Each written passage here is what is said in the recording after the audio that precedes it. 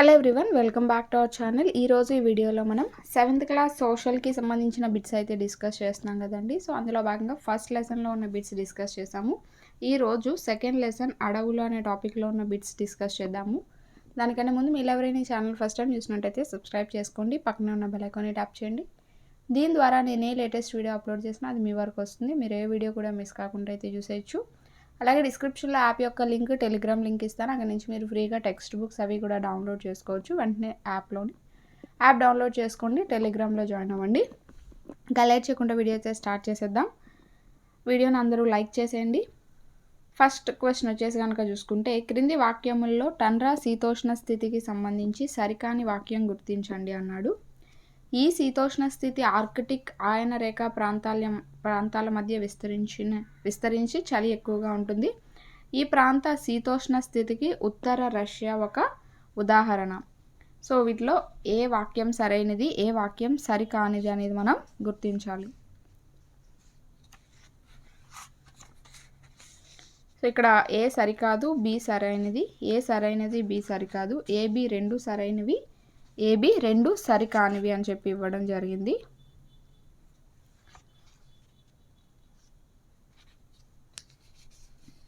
Correct answer కనుక చూసుకుంటే మనకి ఫస్ట్ వన్ ఏ సరికాదు, బి సరైనది అనేది ఆన్సర్ అవుతుంది. అంటే మనకి శీతోష్ణ స్థితి ఆర్కిటిక్ ఆయనరేఖ ప్రాంతాల మధ్య విస్తరించి ఉంటుంది అనేది తప్పు. సో ఆ యొక్క టండ్రా శీతోష్ణ స్థితికి ఉత్తర రష్యాను ఒక ఉదాహరణగా చెప్పొచ్చు అనేది కరెక్ట్ ఆన్సర్ అవుతుంది. నెక్స్ట్ కనుక చూసుకుంటే, క్రింది వాక్యాలని పరిశీలించండి అన్నాడు. భారతదేశము 3.29 మిలియన్ చదరపు కిలోమీటర్ల విస్తీర్ణమును 30 డిగ్రీల అక్షాంశాల విస్తృతిని కలిగి ఉంది. భారతదేశ ఉత్తర దక్షిణాల మధ్య దూరం 3215 కిలోమీటర్స్. సరైన దానిని గుర్తించండి అని అన్నాడు.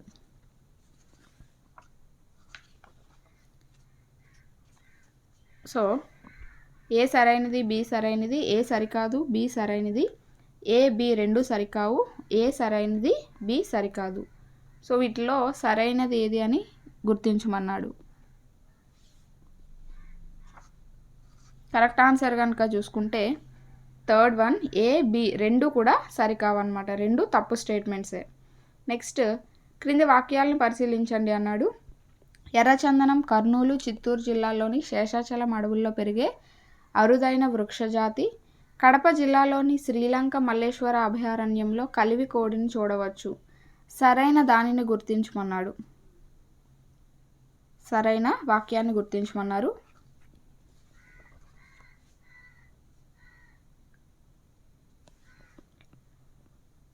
సో కరెక్ట్ ఆన్సర్ కనుక చూసుకుంటే మనకి ఫస్ట్ వన్ ఏ సరికాదు, బి సరైనది.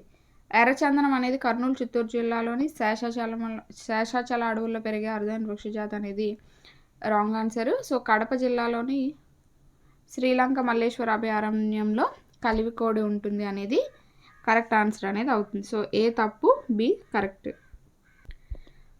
సో ఇక్కడ ఫస్ట్ స్టేట్మెంట్ ఎందుకు తప్పు అంటే, ఇక్కడ కర్నూలు కాదు కడప చిత్తూరు జిల్లాల్లో ఉన్న అడవుల్లో ఎర్రచందనం ఉంటుంది. సో ఇక్కడ కర్నూలు అన్నారు కాబట్టి అది తప్పు స్టేట్మెంట్.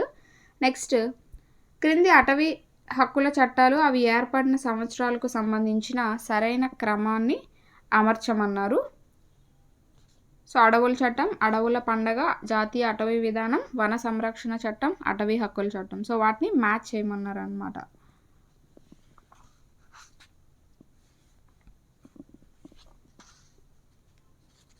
సో కరెక్ట్ ఆన్సర్ కనుక చూసుకుంటే ఇక్కడ ఆప్షన్స్ అనేవి ఇచ్చారు. సో కరెక్ట్ ఆన్సర్ కనుక చూసుకుంటే థర్డ్ వన్ అనేది కరెక్ట్ ఆన్సర్ అవుతుంది. ఇక్కడ చూడండి, అడవుల చట్టం అనేది 1894, అలాగే అడవుల పండగ అనేది 1950, జాతీయ అటవీ విధానం అనేది 1952, వన సంరక్షణ చట్టం అనేది 1980, అటవీ హక్కుల చట్టం అనేది 2006. సో ఈ విధంగా మనకైతే ఇచ్చారు మ్యాచింగ్. నెక్స్ట్ జాతీయ అటవీ విధానం 1952ని అనుసరించి భారతదేశంలో అడవుల విస్తరణను గురించిన వాక్యాలను పరిశీలించండి అన్నాడు. మొత్తం దేశ భూభాగంలో అడవుల విస్తీర్ణం 33%, అలాగే మైదాన ప్రాంతాల్లో అడవుల విస్తరణ 20%, కొండ ప్రాంతాల్లో అడవుల విస్తరణ 50%, వీటిల్లో సరైనది ఏది అనేది గుర్తించమన్నాడు. సరైన వాక్యాన్ని గుర్తించమన్నారు అనమాట.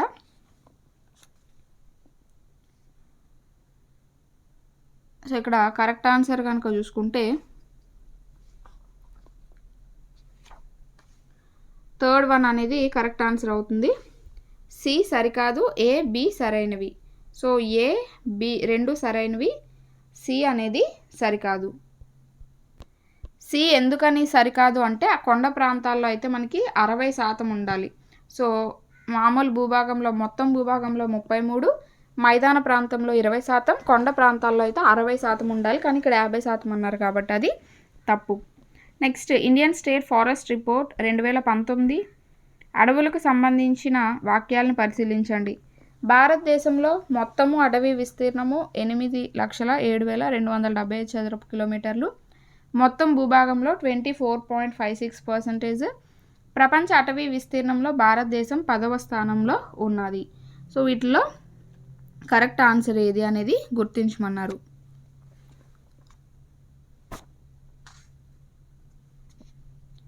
సో ఇక్కడ ఆప్షన్స్ అనేవి కూడా ఇచ్చారు. ఏ సరికాదు, బీసీ సరైనవి, బి సరికాదు, ఏసీ సరైనవి, ఏ మాత్రమే సరైంది, ఏ బిసి 3 సరికావు అని ఇచ్చారు. కరెక్ట్ ఆన్సర్ కనుక చూసుకుంటే ఫస్ట్ వన్ అనమాట. ఏ సరికాదు, బిసి సరైనవే. అంటే ఏ అనేది సరికాదు, 8,07,275 అనేది తప్పు అనమాట. మిగతా రెండు కూడా కరెక్ట్ ఆన్సర్సే అవుతాయి. సో దాని ప్రకారం కనుక చూసుకుంటే 8,07,276 అనమాట. సో 76 చదరపు కిలోమీటర్లు, కానీ అక్కడ 75 అనేది ఇచ్చారు స్టార్టింగ్లో, చూసారా? 276 చదరపు కిలోమీటర్లు, కానీ 275 ఇచ్చారు కాబట్టి అది తప్పు స్టేట్మెంట్. మిగతా రెండు కూడా కరెక్టే. నెక్స్ట్ క్రింది వాక్యాలను పరిశీలించండి. ఆకురాల్చే అడవులకు సంబంధించి గుర్తించండి అని అన్నాడు. సరైనది గుర్తించండి అన్నాడు. ఈ అడవులు 70 నుండి 200 సెంటీమీటర్ల వర్షపాతం ఉన్న ప్రాంతాల్లో ఉంటాయి. ఇక్కడి వృక్షాలు వేసవిలో బాష్పోత్సేకాన్ని తగ్గించడానికి ఆకులు రాల్చుతాయి. ఈ అడవులు తీర ప్రాంతంలో కలవు. సరైనది గుర్తించండి అన్నాడు. సరైన వాటిని గుర్తించండి అన్నాడు. సో కరెక్ట్ ఆన్సర్ కనుక చూసుకుంటే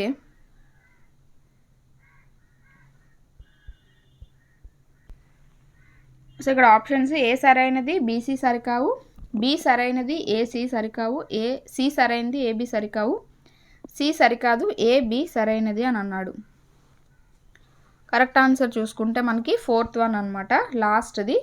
సి సరికాదు, ఏబి సరైనవే. ఎందుకంటే ఇవి తీర ప్రాంతంలో ఉండవు. తీర ప్రాంతంలో ఉన్న వాటిని మనం మడ అడవుల కింద చెప్తూ ఉంటాం, కానీ ఆకురాల్చే అడవులు తీర ప్రాంతంలో ఉంటాయన్నారు కాబట్టి ఇది తప్పు స్టేట్మెంట్. ఈ రెండు కూడా కరెక్ట్ స్టేట్మెంట్సే. నెక్స్ట్ కనుక చూసుకుంటే క్వశ్చన్ సరైనది గుర్తించండి అన్నాడు. చిత్తడి అడవులను,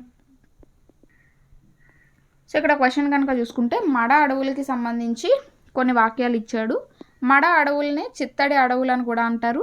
సముద్ర అలలచే ప్రభావితమయ్యే నేలలు కలిగిన తీర ప్రాంతాల్లో ఈ అడవులు పెరుగుతాయి. ఈ అడవుల్లో ఫైన్ వృక్షాలు పెరుగుతాయి. సరైనది గుర్తించండి అన్నాడు.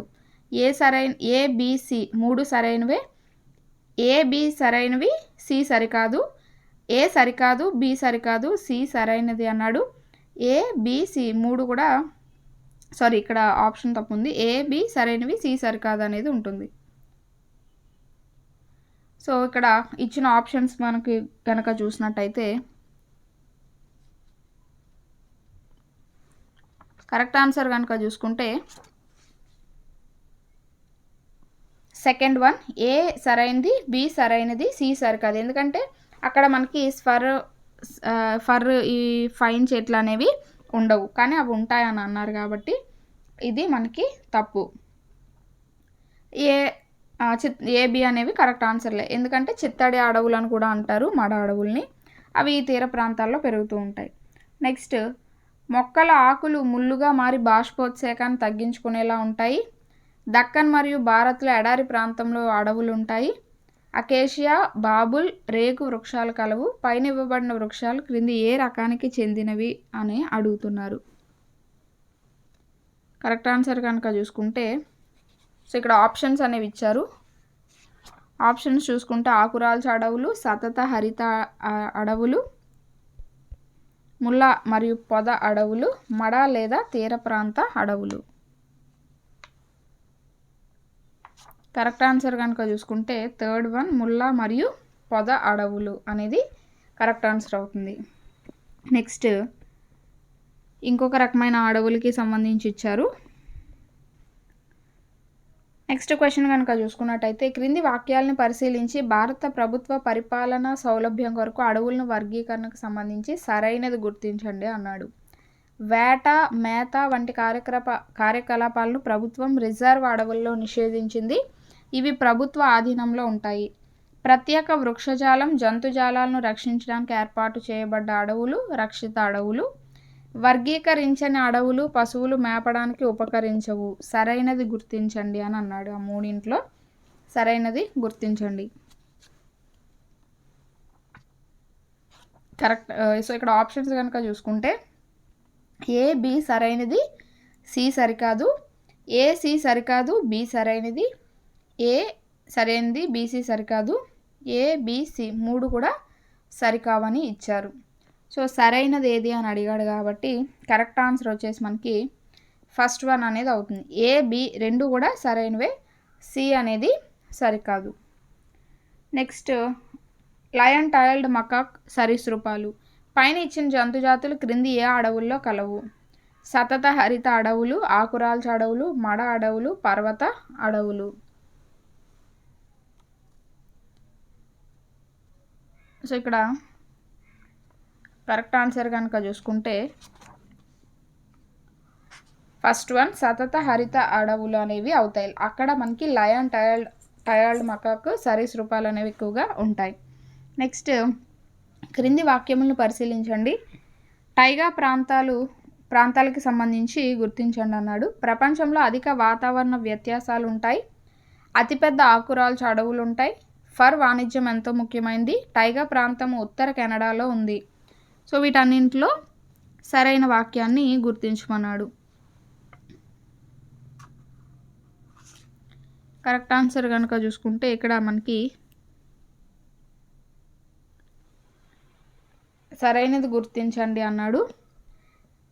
ఏ సరికాదు, బిసిడి సరైనవి, ఏబి సరైనవి, సిడి సరికావు, ఏసీ సరికావు, బీడీ సరైనవి, బి మాత్రమే సరికాదు అని అన్నాడు. అంటే మిగతావన్నీ ఏబిసి ఏబిడి అనేవి సరైనవి అవుతాయి. కరెక్ట్ ఆన్సర్ కనుక చూసుకుంటే ఫోర్త్ వన్ బి మాత్రమే సరికాదు. అంటే ఈ బి మాత్రమే సరికాదు, మిగతా ఏసిడి అనేవి సరైనవే. అంటే అక్కడ వాతావరణ వ్యత్యాసాలు ఉంటాయి, ఫర్ వాణిజ్యం జరుగుతుంది, ఈ టైగా ప్రాంతం అనేది ఉత్తర కెనడాలో ఉంది. ఈ మూడు కూడా కరెక్టే. అక్కడ ఆకురాల్చ అడవులు ఉంటాయి అనేది మాత్రం తప్పు స్టేట్మెంట్. నెక్స్ట్ స్టెపీ ప్రాంతాలకు సంబంధించి సరికానిది గుర్తించండి అన్నాడు. శీతోష్ణ స్థితి విశాల ఖండాంతర్గత మైదానాల్లో ఇవి విస్తరించున్నాయి. అధిక ఉష్ణోగ్రత, అధిక చలి కలిగి శుష్క ప్రాంతాల్లో వర్షపాతం ఎక్కువ. ఇక్కడి వృక్షజాలం గడ్డి భూములు, చిన్న పొదలుగా ఉంటాయి. సరైనది గుర్తించండి అని అన్నాడు. కరెక్ట్ ఆన్సర్ కనుక చూసుకుంటే ఇక్కడ ఆప్షన్స్ కనుక చూసుకుంటే ఏ సరికాదు, బీసీ సరైనది, ఏ ఒకటే సరైనది, బిసి సరికావు, బి మాత్రమే సరికాదు, ఏబిసి మూడు సరైనవే. సరికానిది గుర్తించండి అన్నాడు ఇక్కడ. కరెక్ట్ ఆన్సర్ వచ్చేసి మనకి బి ఒక్కటే సరికాదనమాట. ఈ బి ఒక్కటే సరికాదు, మిగతావన్నీ కూడా కరెక్ట్ ఆన్సర్స్ రెండు కూడా. నెక్స్ట్ క్రింది వాక్యాలను పరిశీలించండి అన్నాడు. స్టెప్పీ ప్రాంతాలు మైదాన ప్రాంతాల్లో కలవు. ఇక్కడ విస్తృత వ్యవసాయం అమల్లో ఉంది. ఈ ప్రాంతాలకు ఉక్రెయిన్ ఉదాహరణ. సరైన దానిని గుర్తించమన్నాడు అనమాట. ఏ సరికాదు, బీసీ సరైనవి, బి సరైనది, ఏసీ సరికావు, సి సరికాదు, ఏబి సరైనది, ఏబిసి మూడు సరైనవి. వీటిలో మనకి కరెక్ట్ ఆన్సర్ కనుక చూసుకుంటే లాస్ట్ వన్ ఏబిసి సరైనవి. అంటే ఈ మూడు కూడా కరెక్ట్ స్టేట్మెంట్సే. సో మూడు కూడా కరెక్టే. నెక్స్ట్ అంటార్కిటికా మినహా మిగిలిన ఖండాల పశ్చిమ తీరాల్లో ఈ శీతోష్ణ స్థితికి చెందినది. వేసవిలో పొడి వాతావరణం, శీతాకాలంలో ఒక మాదిరి నుండి అధిక వర్షపాతం ఉంటుంది. ఆలివ్, కార్క్ వృక్షాలు ఉంటాయి. వ్యవసాయం అధునాతన యంత్రాల ద్వారా జరుగుతుంది. సో ఇక్కడ ఇవ్వబడిన వాక్యాల్లో మధ్యధరా శీతోష్ణ స్థితికి చెందిన వాక్యాన్ని గుర్తించండి అన్నాడు. మధ్యధరా శీతోష్ణ స్థితికి ఈ వాక్యాల్లో ఏ వాక్యాలు చెందుతాయి అనేది అడిగాడు. సో ఆప్షన్స్ కూడా ఇవ్వడం జరిగింది. ఏ, సి మాత్రమే సరైనవి, బి, సి, డి మాత్రమే సరైనవి, ఏబిసి మాత్రమే సరైనవి, ఏబిసిడి సరైనవి. సో మధ్యధరా శీతోష్ణ స్థితికి చెందినవేవి అని అడిగాడు. కరెక్ట్ ఆన్సర్ కనుక చూసుకుంటే ఏ, బి, సి, డి 4 కూడా సరైనవే. అంటే ఇవన్నీ కూడా మనకి మధ్యధరా శీతోష్ణ స్థితికి చెందినవే. నెక్స్ట్, క్రింది వాక్యాలను పరిశీలించండి అని అన్నాడు. ఎడారి ప్రాంతాలు ఖండాలకు పశ్చిమ వైపున 13 నుంచి 30 డిగ్రీల ఉత్తర దక్షిణ అక్షాంశాల మధ్య కలవు. సహారా ఎడారి అతిపెద్ద ఎడారి. ఎడారి ప్రాంతాలకు ఉదాహరణ ఇరాన్. సరైనది గుర్తించండి అన్నాడు. ఆప్షన్స్ చూస్తే ఏ, బి, ఏ సరైనది, బీసీ సరికాదు, బి సరికాదు, ఏసీ సరైనవి, ఏబి సరైనవి, సి కాదు, ఏ, బి, సి 3 కూడా సరైనవి. కరెక్ట్ ఆన్సర్ కనుక చూసుకుంటే థర్డ్ వన్ సి సరికాదు, ఏ, బి సరైనవే. అంటే ఈ ఏ, బి 2 సరైనవే, సి అనేది సరికాదు. సహారా అంటే ఎడారి ప్రాంతాలకు ఇరాన్ అనేది కాదు, సరైనది కాదు కాబట్టి సో అది మనకి తప్పు. మిగతా 2 కూడా కరెక్ట్ అవుతాయి. సో ఇవి మనకి సెకండ్ లెసన్లో ఉన్న బిట్స్ అయితే ఆల్రెడీ ఇందాక నేను చెప్పాను ఇంతకు ముందు వీడియోలో. సో ఒక్కొక్క బిట్ ఒక్కొక్క లైన్లో ఒక స్టేట్మెంట్లో కాకుండా ఇలా ఒక 3-4గా మనకి అంటే 3-4 స్టేట్మెంట్స్లో ఇచ్చినప్పుడు ఏమవుతుంది అంటే మనకి ఎక్కువ బిట్స్ అనేవి కవర్ అవుతాయి కాబట్టి ఈ విధంగా ఇవ్వడం జరుగుతుంది. అందుకని వీడియో అనేది లెంత్ అవుతుంది. సో ఎందుకంటే ఒక్కొక్క బిట్లో మనకి 4 ఆప్షన్స్ చొప్పున ఇవ్వడం జరుగుతుంది. 4 ఆప్షన్స్ కూడా 4 బిట్స్ లాగా మనం పరిగణించుకోవాలి. సో అలా కనుక మనం చేసినట్టయితే బిట్ అనేది మనం కన్ఫ్యూజ్ అవుతున్నామా, మనం పర్ఫెక్ట్గా చదివి పెడుతున్నామా ఏంటి అనేది మనకి ఈజీగా తెలుస్తుంది. సో ఎగ్జామ్ పాయింట్ ఆఫ్ వ్యూలో ఈ బిట్స్ కనుక ఇచ్చినట్టయితే ఈజీగా మనం అటెంప్ట్ చేయొచ్చు. సో ఇది ఇవాళ వీడియోకి సంబంధించి. హోప్ ఈ వీడియో మీకు నచ్చింది అనుకుంటున్నాను. Thanks for watching. ఈ వీడియో కనుక ఎవరికైనా యూజ్ ఉంటుంది అనుకుంటే మాత్రం ఖచ్చితంగా షేర్ చేసి వాళ్ళని కూడా సబ్స్క్రైబ్ చేసుకోమని చెప్పండి. నెక్స్ట్ వీడియోలో మనం థర్డ్ లెసన్కి సంబంధించిన బిట్స్ అనేవి డిస్కస్ చేద్దాం. Thanks for watching.